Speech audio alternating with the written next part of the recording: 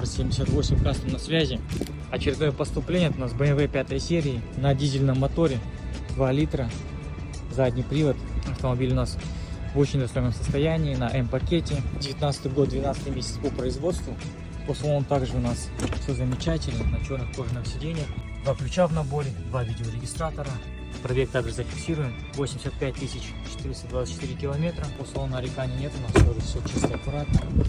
Задний ряд у нас тоже все в чистоте. Шторки имеются, люки есть, камера 360, проекция лобового стекла. В общем, все имеем. Авто из Южной Кореи, обращайтесь, R78 Custom.